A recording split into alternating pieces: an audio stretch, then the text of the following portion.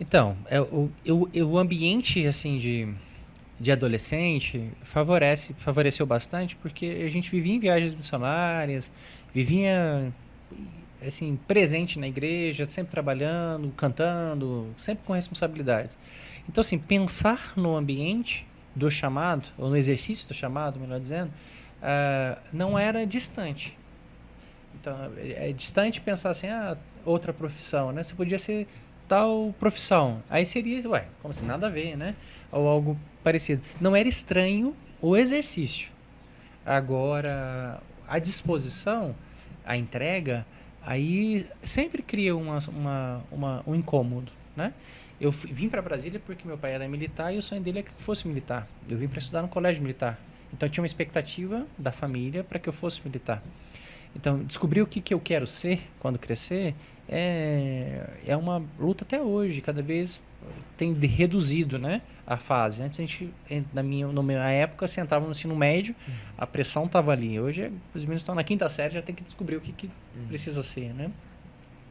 Então, quando eu vim para cá, essa pressão aumentou bastante. De fazer, ou de ser, ou de me tornar, ou algo parecido. E foi a época que eu mais me apeguei àquilo que eu queria.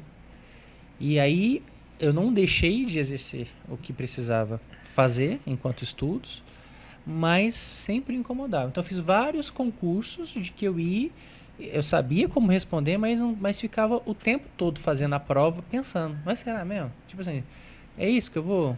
Não sei se é isso. Então, assim, o momento da crise era o momento de fazer a prova.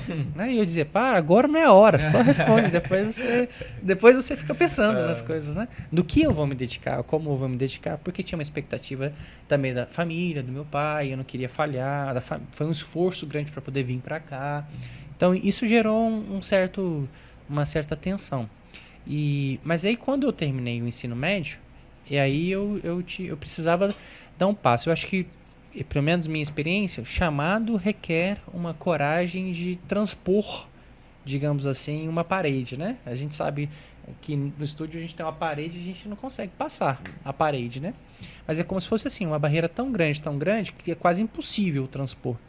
E para mim, eu considero ser chamado uma transposição de qualquer imprevisibilidade ou de qualquer ação. É a certeza de que você não consegue mais estar disposto, mesmo que você morra. Então, assim, encarar meu pai, encarar a família e dizer, eu quero ser pastor, eu quero ser missionário, né? Eu quero ser teólogo, porque eu também não sabia o que eu queria ser. É só que eu quero me entregar e me dedicar a isso, né? Foi um desafio muito grande de ver, assim, frustrações. As pessoas que a gente tem mais carinho e que a gente não quer magoar são aqueles que são mais próximos de nós, né? A Não teve família, né? aceitação? Não, meu pai não aceitou de primeira. Nossa. Foi assim, houve uma rejeição grande, bem grande mesmo, com assim, comportamentos que foram bem aversivos. Depois ele disse, não, tá bom, que pelo menos pastor pode se tornar rico, ter alguma coisa, né? Aí eu falei, não, eu quero ser missionário, aí piorou. Né? A situação, assim, foram fases de desencantamento, né? Comigo.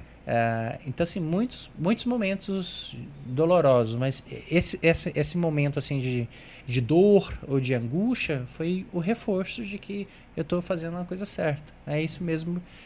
São momentos na trajetória do chamado, que eu entendo, que não é apenas um passar pela parede, mas é a transposição de várias outras coisas. Então, para mim, o chamado não é um evento. O chamado é algo contínuo. São momentos da nossa vida. Depois eu fui casar, e aí, quando a gente casou,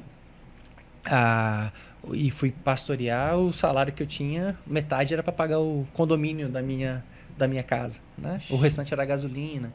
Então, assim, como viver, né? Como sustentar a esposa, enfim, ter sonhos. Depois a Rebeca veio e ficamos grávidos. E aí, como é que vai fazer? Então, assim, são momentos nessa caminhada, nessa longa obediência, marcos, etapas que vão reforçando o nosso chamado, vão confirmando, né? Nesse sentido. Tanto da nossa parte de disposição a se entregar a Deus e contemplar o que Ele tem a fazer, quanto o entendimento dele, dizendo, calma que eu cuido, calma. Então são etapas, eu acho que ele vai se revelando e a gente vai tendo certeza de que esse é o chamado.